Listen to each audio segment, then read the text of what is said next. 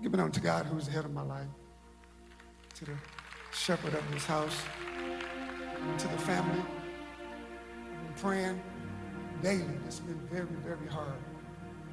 My name is James Owens. I started playing with Miss Angie 16 years ago. And Miss Angie was a different type of artist. She was more like an auntie, a sister, a mother, than your boss.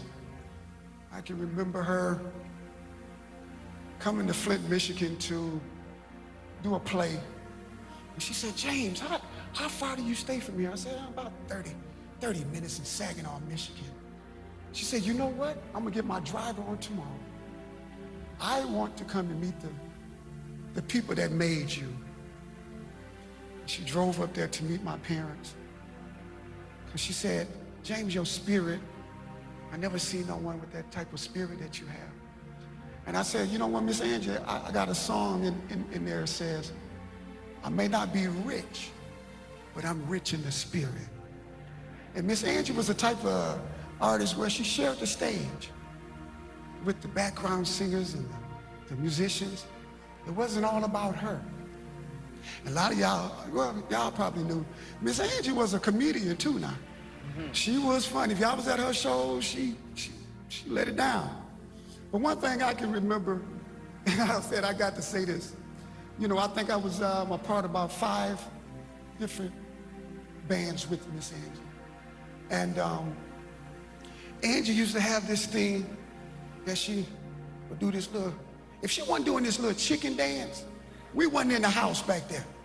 You know, the band, we wasn't doing what we supposed to be doing, but I thank God for this opportunity to share with you guys. But Miss Angie, oh my God, and I would say this and I'm gonna sit down because they gave me 2 minutes.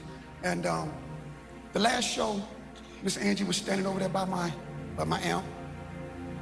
And I reached over there and grabbed her hand. I said, Miss Angie, how you feel? She said, I feel good. And a lot of people didn't know it was something different when you sit back and think. Miss Angie had been set down for the last 2 years in her performance. But that night, she stood up the whole 55 minutes. And she was dancing and stuff, and I was like, whoa. So I said, Miss Angie, you ready? She said, I feel good. She said, just like you used to say, baby boy, let's go put another one in the books. But I didn't know it was gonna be the last one. Only God knows.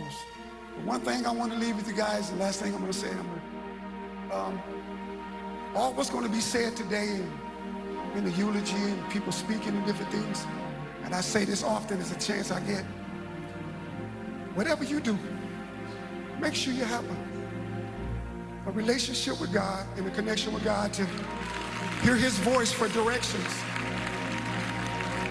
There's so much I wanted to say, but I gotta let it go. But I don't feel no waste time. I come too far from where I started from.